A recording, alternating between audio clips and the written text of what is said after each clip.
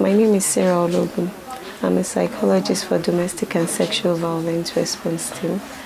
I counsel survivors of domestic violence, sexual violence through healing. I help them through the healing process.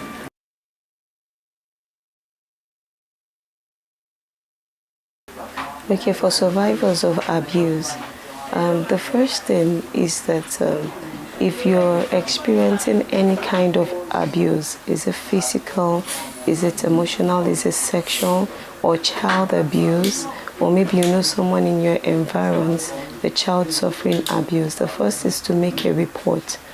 Please report to the nearest police station, make a report to them, and after that has been done, I think the next thing is to find ways to escape from the abuser.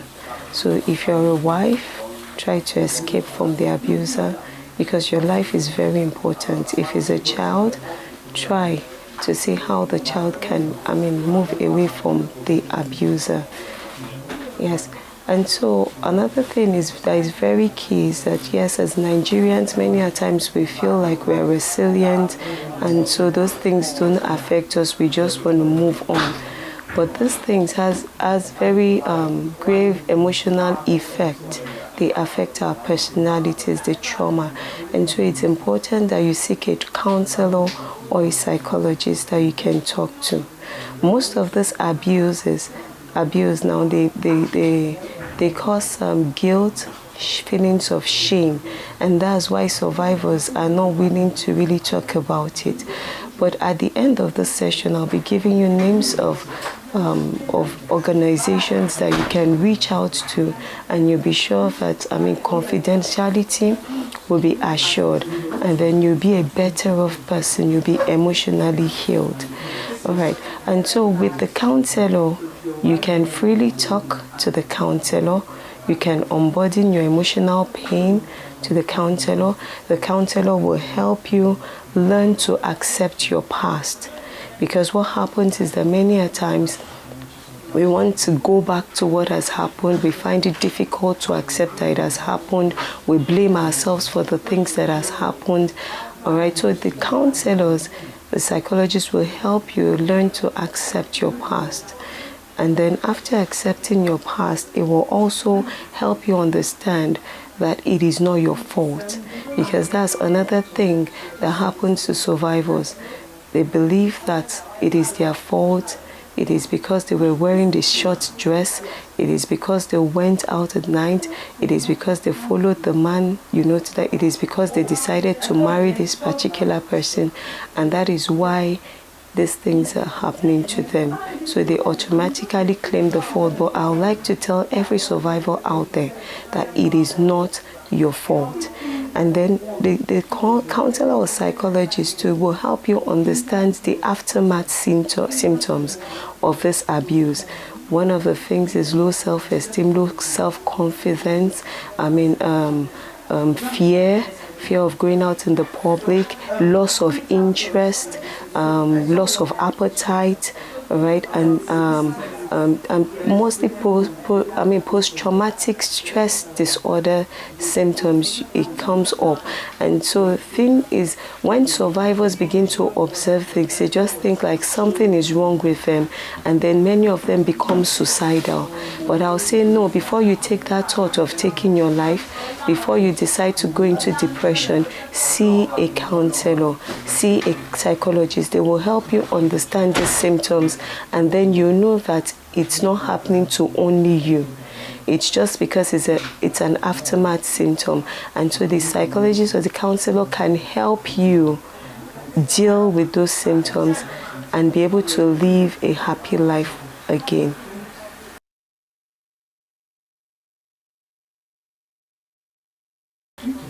Okay. One of the very important and key areas that has really been ignored hitherto is this impact of abuse. That's the exposure of children to abuse. That's children seeing their parents in the physical combat.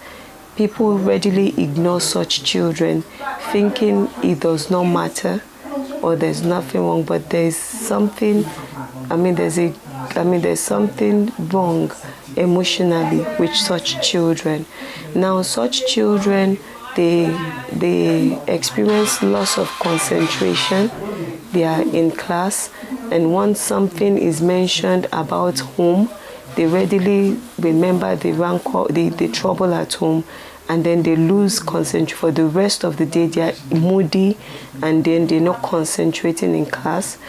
Now, such children are not happy about the status of their home, so they are ashamed.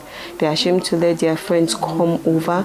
Such children, they struggle with low self-esteem because they feel like it's only their own family that is not going well. Such children blame themselves for whatever is happening between mommy and daddy because they assume that it's because they have us as children. That's why they are always in constant fight. Now, children like that also, they experience fear and rage. Now, this fear and rage is what will make them end up either becoming an abuser or an abused, a victim in future. Thank you.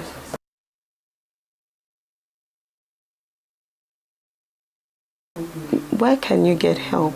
You can get help. There are a lot of organizations all spread out across Lagos State, especially. And you have one domestic and sexual violence response team as Ministry of Justice at Alausa. You have Women at Risk International Foundation, that's WARIF, and that the center is at Yaba also. You have Chichiera. You have Christiana Faith Foundation, and is that all? That's it. That's it. Okay, thank you.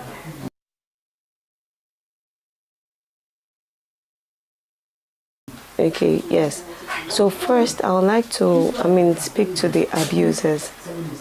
If you're an abuser, a perpetrator of this act, I would like to tell you that this is a very, very wrong act that that can spread through generations to come. And I would like to tell you that it's important that you, the abuser, you seek help because there are some emotional imbalances that you're struggling with.